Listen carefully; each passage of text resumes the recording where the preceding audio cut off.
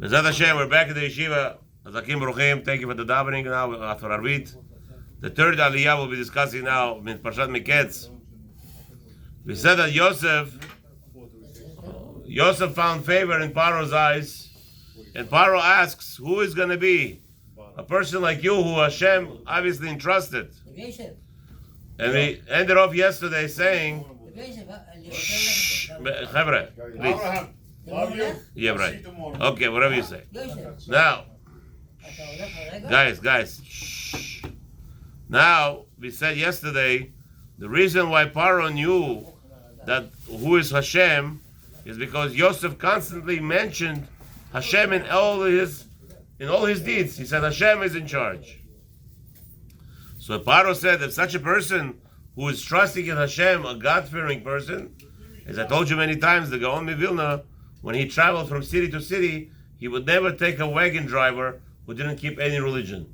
You have to keep some kind of religion that only then the Gaon Mivilna would go with you into your wagon. That was the condition. Even a gypsy? Doesn't matter. No, gypsies don't have religions.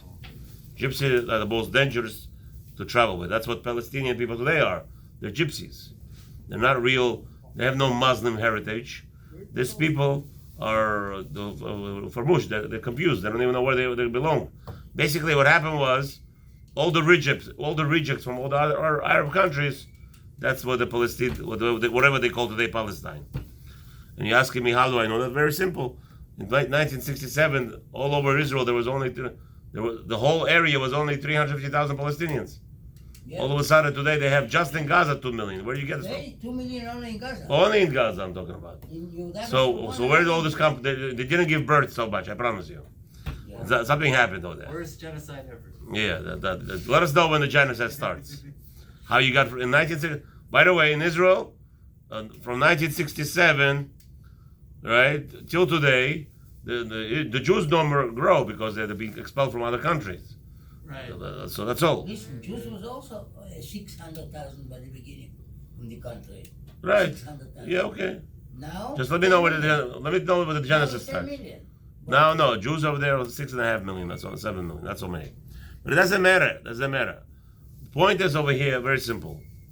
We're saying that Paro, right? The reason why we started this conversation is because Rabbi Gaon Mivilna would be afraid of a gypsy. And look at these Palestinians; they have no God. They're not Muslims. They're not Christians. They're confused. Paro, what is it? Wasn't it Arafat? Paro, the new Paro. He was a Muslim, or he was a Jew, or he was a Christian. Completely lost. Yeah, it's totally messed up people. So I don't know. Huh? Muslim. He was Christian. No, what's his name? Arafat, of course. 100% Christian. Muslim. He was Christian in the mosque. They have mosques all over Palestine. There's a whole big, not mosques, churches. They're confused over there, Habibi. They have no religion. But usually, that's what Paro said. Why do I trust Yosef? Because he is trusting Hashem and he's constantly throwing Hashem into the mix. Now you're going to say that the Palestinians also the whole day, Allahu Akbar, they're screaming the whole day with Hashem's name. Right? And in Hashem's name, they just kill people without a judgment, without any courts. You saw those people, they're just throwing it off the buildings in Palestine. How do you think Hamas took power in the first place? You know how you saw what they did? They threw the other guy. No, the Israelis released few hostages. The trade with the hostages, the Israelis did. What the Palestinians do, the first thing, they kill the guys. No, you're coming because the Israelis let you go because you're, what's his name, a spy. They killed him. Without no Deen, no Jayan. This is what we're talking about. What are we dealing with here? So Paro took a liking to Yosef. V'ikra Paro Yosef Tzofnat Paneach. What's Tzofnat Paneach? Tzofnat means Tzofen. He sees behind the scene. He saw. Why did he call him that name? Sofer is good. Because it says that first of all, Paro knew these dreams. He skipped his mind. He forgot it. But he knew the whole dream. He knew the explanation of every dream, because that's how the dream came to him. Then when Yosef came and explained it to him, he opened up his eyes. So Paro says, how come, what is this name? What is this very strange name? Tzavdat Paneach. Rashi says, Mifaresh Atzufunot, hidden things. Ve'en lefaneach dimion b'mikra. So Rashi doesn't know what Paneach. I mean, Paneach So other people explain Rashbam. כתרגומו הוא לשון מצרים הוא, וכן היה דרכם לקרוא לאדם בשעה שממנין אותו על ביתם.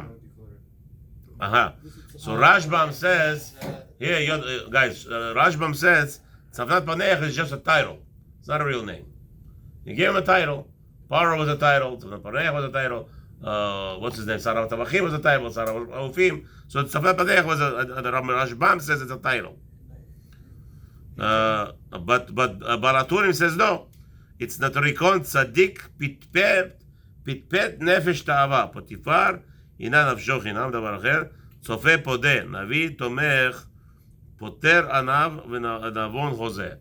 הוא רואה, he sees things that are hidden. That's what many people explain. So that's what Yosef's name was.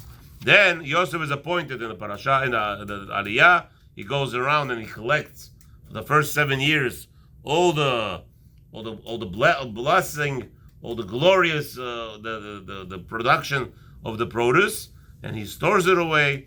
And before comes the part, the Aliyah ends, and before the 7 years of famine come, Yosef has 2 children. So there's a whole big discussion in Gemara, Masechet Ta'anit, Yud Aleph over there, Amud Aleph, Yerushalmi also Ta'anit says that a person should not have children at the time of a famine. Okay, is that halakha b'maaseh? I don't know. There are a lot of people who argue on that. The Torah tells us that Yosef had 2 children. Ul Yosef yulad shnei banim b'terem tavo shnat hara'av. Yosef had 2 boys before the famine comes. He's second in command to the kingship.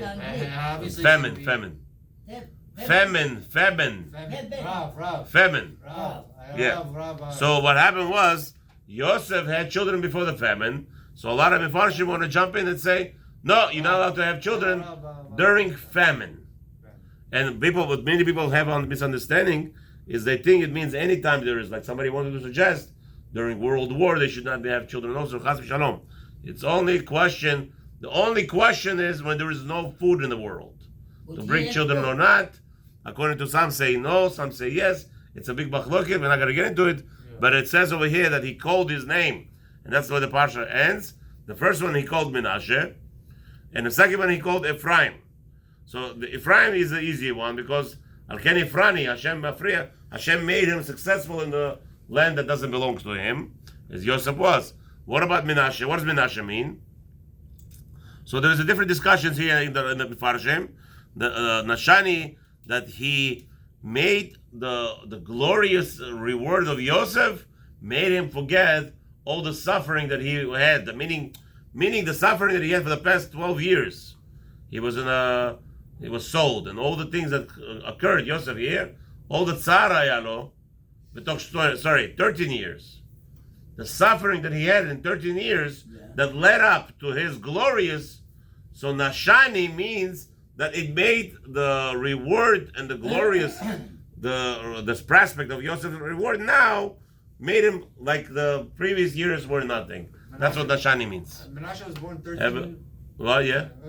What are you saying? Yeah. No, I'm saying Menashe. Menashe was born in 31 or 32nd year of his birth. But it was 13 years after Yosef went to. Okay, Yosef was sold at 17. Okay. At 30, he stood before Paro. Okay. Now, in the first year or second year, he had baby Menashe and Ephraim. They were twins. Got it. Okay. Okay. Right. So the first one he called Menashe, and the reason why, because the right now his state is like it's like overshadowing his suffering.